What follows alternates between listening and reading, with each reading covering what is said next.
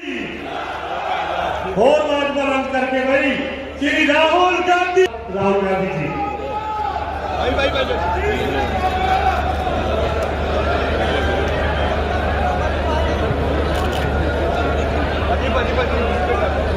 केसी वेणुगोपाल जी, प्रताप सिंह बाजवा जी, हरीश चौधरी जी, हमारे कैंडिडेट गुरजीत सिंह औजला जी,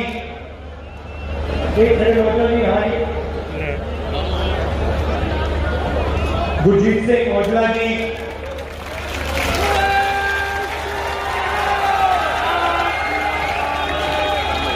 स्टेज पे कांग्रेस पार्टी के वरिष्ठ नेता, हमारे प्यारे कार्यकर्ता, प्रेस के हमारे मित्रों, भाइयों और बहनों, पंजाब के युवाओं, आप सबका यहाँ बहुत बहुत स्वागत। दूर दूर से आप आए, इतनी गर्मी में आप आए, इसके लिए दिल से आपका धन्यवाद करता हूँ। सुननी नहीं इसलिए टाइम नहीं हुआ।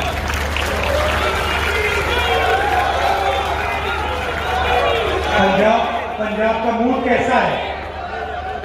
मूड कैसा है आपका? आप जानते हो कि आप लोग देश का मूड बनाते हो। भाइयों और बहनों, ये तो लड़ाई चल रही है, ये मामूली चुनाव नहीं है।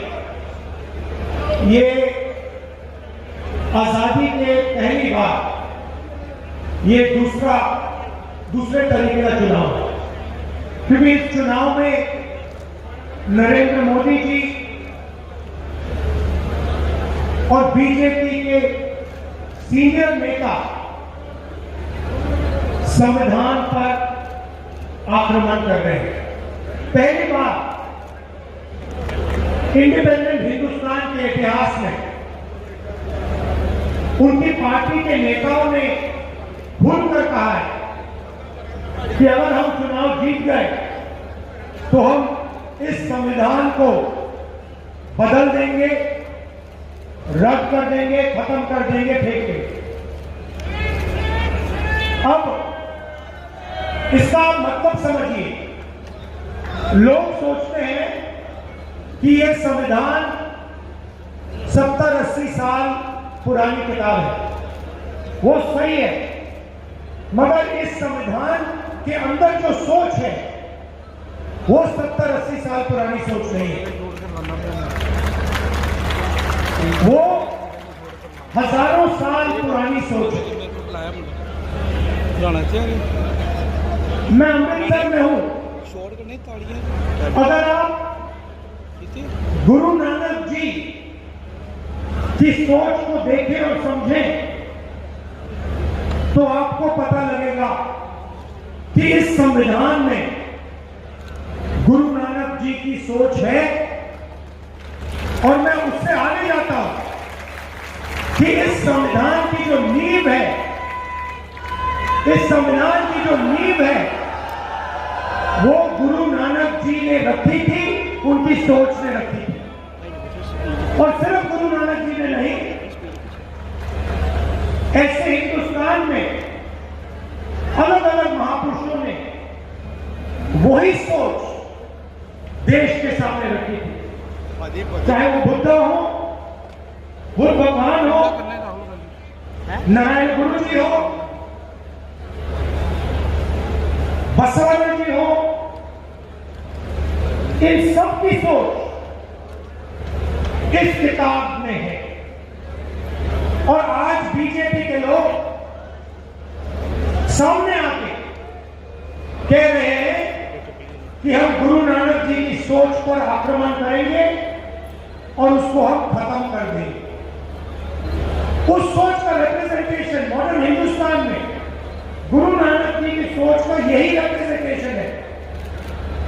गुरु नानक जी ने कहा था कि सब लोग समान हैं, सबकी इज्जत होनी चाहिए, सबका आदर होना चाहिए, सबके साथ मोहब्बत होनी चाहिए। ये कॉन्स्टिट्यूशन भी वही कहता है।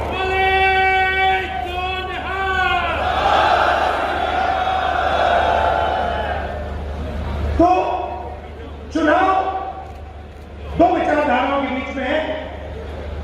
एक तरफ नरेंद्र मोदी जी और बीजेपी के लोग जो इसको खत्म करना चाहते हैं, और दूसरी तरफ कांग्रेस पार्टी जो संविधान की रक्षा कर रही है। कांग्रेस पार्टी देश की जनता के साथ, अंबेडकर जी के साथ ये कॉन्स्टिट्यूशन लाई है। तो अगर बीजेपी इस पर आक्रमण कर रही है तो वो अंबेडकर जी की सोच पर भी आक्रमण कर रही है।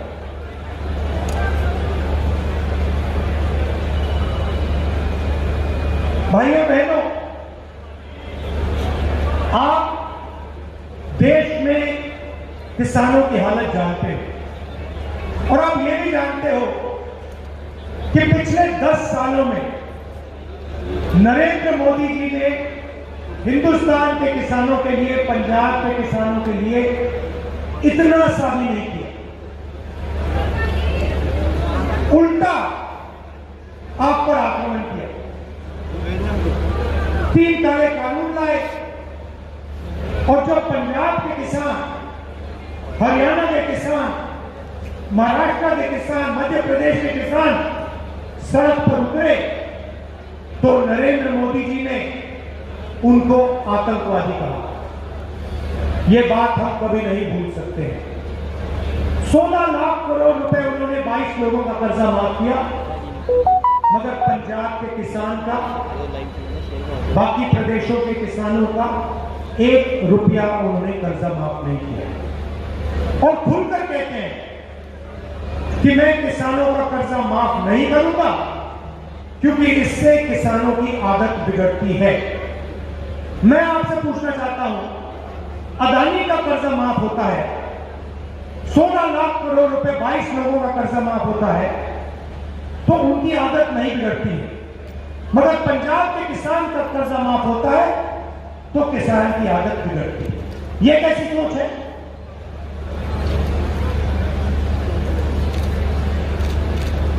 कन्याकुमारी से कश्मीर तक में पैदल चला, पंजाब से निकला, और हजारों किसानों से मैंने बात की, और किसानों ने सिर्फ 3 चीजें मुझे बोली जो आपके दिल में थी। सबसे पहले आपने कहा कि देखिए राहुल जी, हमें बात समझ नहीं आती है, हमने क्या गलती की है। उनका कर्जा माफ हो जाता है, अदानी अंबानी के लिए कानून बनते हैं, मगर हमारा कर्जा कभी माफ नहीं होता। यह आपने पहली बात बोली।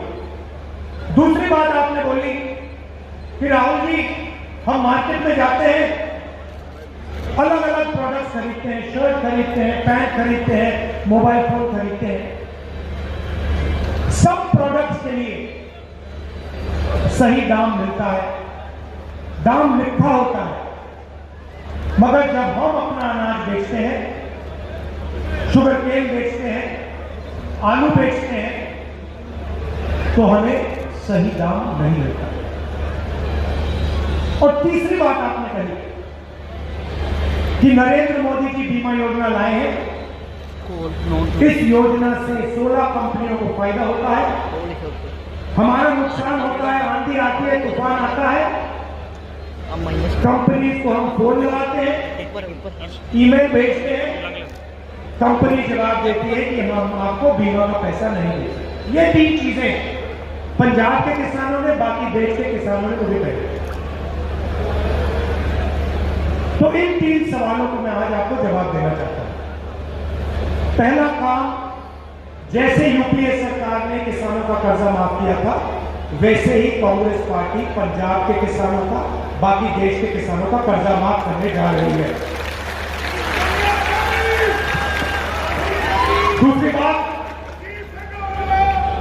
दूसरी बात, ये अनेक बार हम ये काम करने के लिए तैयार हैं। दूसरी बात, नरेंद्र मोदी जी ने साफ कहा कि कानूनी एमएसपी हम नहीं देंगे। मैं यहां आपको साफ कह रहा हूं, इंडिया गठबंधन की सरकार पंजाब के किसानों को हिंदुस्तान के किसानों को गारंटी करके कानूनी मिनिमम सपोर्ट प्राइस देने जा रही है। और तीसरा काम, जो आपने बीमा की बात बोली, नरेंद्र मोदी जी का जो बीमा का प्रोग्राम है वो 16 कंपनियों की मदद करता है। इस प्रोग्राम को हम रिस्ट्रक्चर करेंगे, किसान फ्रेंडली बीमा योजना बनेगी और 30 दिन के अंदर हिंदुस्तान के सब किसानों का पैसा उनके खाते में चला जाएगा। उससे ज्यादा डिले नहीं होगा। ये थी बात किसानों की। अब भाइयों और बहनों, नरेंद्र मोदी जी ने अरबपतियों का काम किया। आपने देखा होगा, पता नहीं देखा नहीं देखा, उनके आजकल बड़े इंटरव्यू चल रहे हैं। देखा आपने? देखा? उनके इंटरव्यू चल रहे हैं, मीडिया के 4 चमचे बैठा देते हैं, उनसे सवाल पूछते हैं, नरेंद्र मोदी जी जवाब देते हैं। सवाल कैसे होते हैं? नरेंद्र मोदी जी, आप आम कैसे खाते हो? काट के खाते हो या चूस के खाते हो? ऐसे सवाल चल रहे हैं। तो उन इंटरव्यू में एक चमचे ने उनसे पूछा, मोदी जी,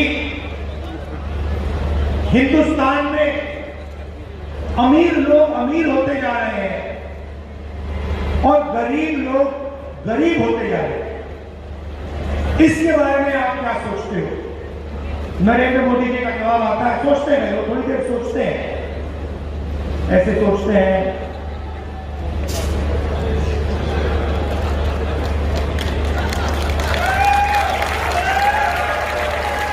फिर कहते हैं,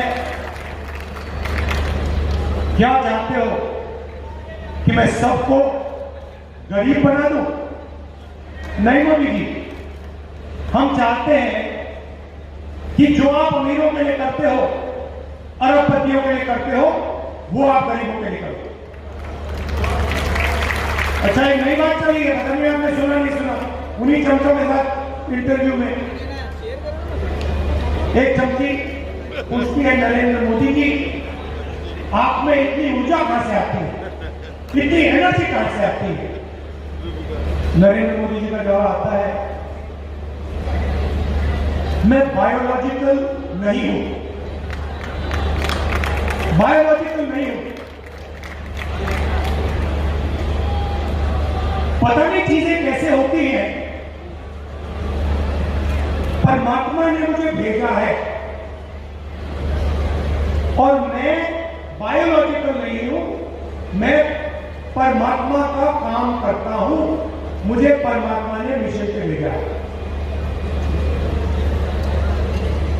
मतलब हिंदुस्तान के बड़े से बड़े महापुरुषों ने यह बात नहीं बोली, मगर नरेंद्र मोदी जी को लगता है कि परमात्मा ने उनको चुना है, सिर्फ उनको। हम सब बायोलॉजिकल हैं, हिंदुस्तान के किसान, मजदूर, प्रेस रिपोर्टर सब बायोलॉजिकल, मगर नरेंद्र मोदी बायोलॉजिकल नहीं, एक व्यक्ति को भेजा, परमात्मा ने भेजा। मैं सोच रहा था, नरेंद्र मोदी जी, ये फीलिंग आपको कब आती है? ये आपको 24 घंटे लगता है या सुबह ऐसा लगता है या शाम को लगता है? और ये जो आपको फीलिंग आई, ये नोटबंदी से पहले भी आई थी क्या? गलत जीएसटी लागू करने से पहले आई थी? ये मैं सवाल पूछ रहा हूं क्योंकि नरेंद्र मोदी के हाथ में परमाणु बम का स्विच है। बड़े इंटरव्यू चल रहे हैं, उसमें नरेंद्र मोदी की टिप्पणी दे रहे हैं। शायद परमात्मा ने कहा है कि हिंदुस्तान के सारे इंफ्रास्ट्रक्चर को, एयरपोर्ट को, पोर्ट्स को, अदानी को बना दो, मगर पिछले 10 साल उन्होंने यही किया। तो अब हम उल्टा करने जा रहे हैं। उन्होंने 22 अरबपति बनाए, हम करोड़ों लाखपति बनाए।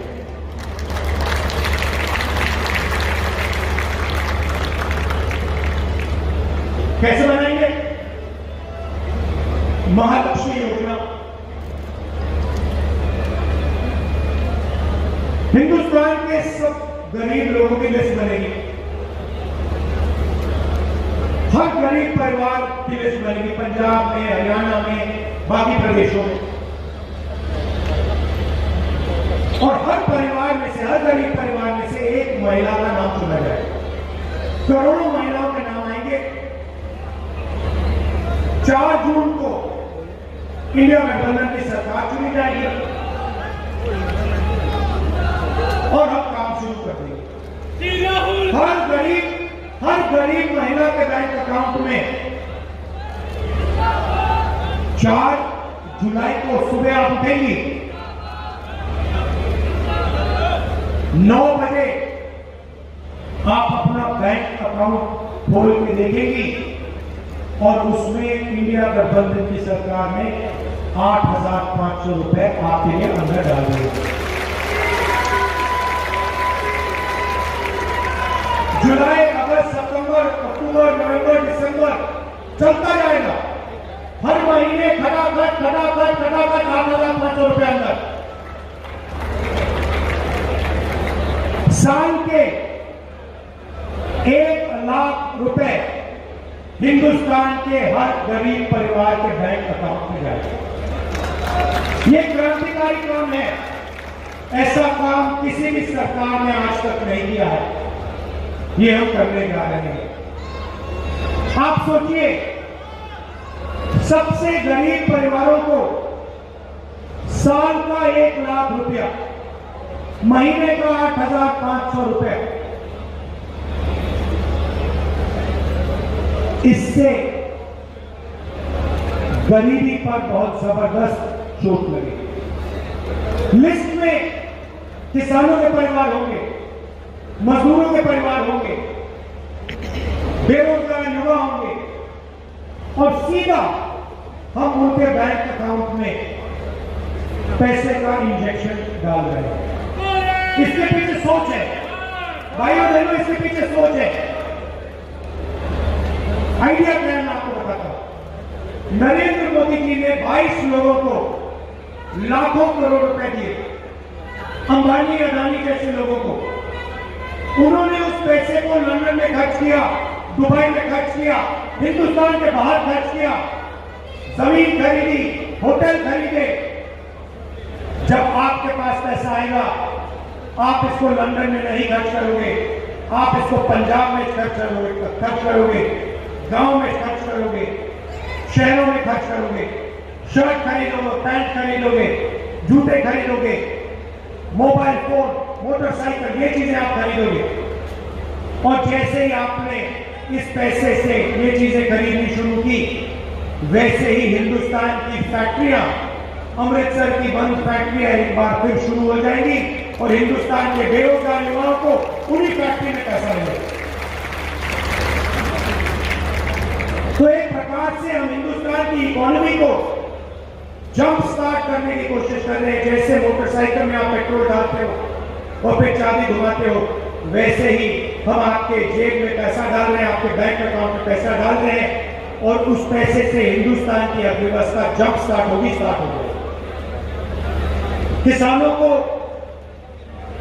हम कर्जा माफ कर रहे हैं, गरीबों के बैंक अकाउंट में 1 लाख रुपया डाल रहे हैं।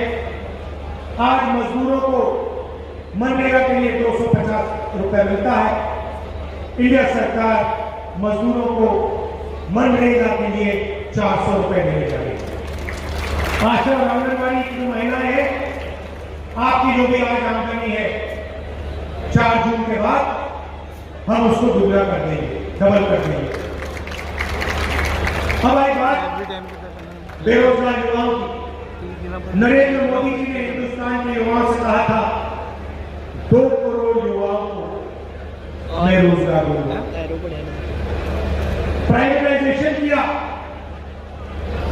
सरकारी वैकेंसीज नहीं भरी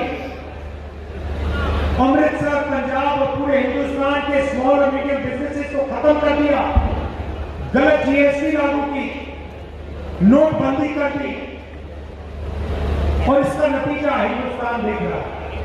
आज हिंदुस्तान के युवाओं को रोजगार मिल ही नहीं सकता। अंबानी और अदानी रोजगार नहीं दे पाते, दे नहीं सकते। रोजगार स्मॉल और मीडियम इंडस्ट्री देती है, छोटी छोटी फैक्ट्रियां देती हैं, रोजगार एग्रीकल्चर में दिया जा सकता है। तो पहला काम दूसरा काम और क्रांतिकारी का, दूसरा काम और क्रांतिकारी का हिंदुस्तान के युवाओं को मैं कहना चाहता हूं, अरबपतियों के बेटे जॉब मार्केट में जाने से पहले 1 साल की टेम्पररी नौकरी करते हैं, उसमें उनको ट्रेनिंग मिलती है, पैसा मिलता है और जॉब मार्केट में अंदर जाने का मौका मिलता है। मगर ये फैसिलिटी गरीब युवा, मनरेगा में रोजगार का अधिकार दिया था, उससे करोड़ों लोगों को फायदा हुआ। मगर जो हमारे ग्रेजुएट्स हैं, अंडर ग्रेजुएट, डिप्लोमा होल्डर्स, इस योजना से उनको फायदा नहीं हुआ। इसीलिए हम ग्रेजुएट्स को, डिप्लोमा होल्डर्स को, यूनिवर्सिटी कॉलेज ग्रेजुएट्स को एक नया अधिकार देने जा रहे हैं, पहली नौकरी पक्की का अधिकार। प्राइवेट सेक्टर में, पब्लिक सेक्टर में, बीएचईएल, एचईएल, सरकारी अस्पतालों में, सरकारी कॉलेजेस, यूनिवर्सिटीज में, सरकारी ऑफिसेज में आपको 1 साल की नौकरी का अधिकार मिलेगा, बेहतरीन ट्रेनिंग मिलेगी, हर महीने आपके बैंक अकाउंट में 8,500 रुपए जाएंगे, साल के आपको 1 लाख रुपए मिलेंगे। हिंदुस्तान के सारे बेरोजगार युवाओं को यह फैसिलिटी मिलेगी। इससे हिंदुस्तान को एक ट्रेंड वर्कफोर्स मिलेगी, बेरोजगार युवाओं के जेब में पैसा जाएगा, उनको एक्सपीरियंस मिलेगा और वही पैसा उनके जेब में जाएगा। जैसे महिलाओं का पैसा अर्थव्यवस्था को चालू करेगा, वैसे ही ये पैसा भी अर्थव्यवस्था को जंप स्टार्ट करेगा। तो ये हमारी सोच है।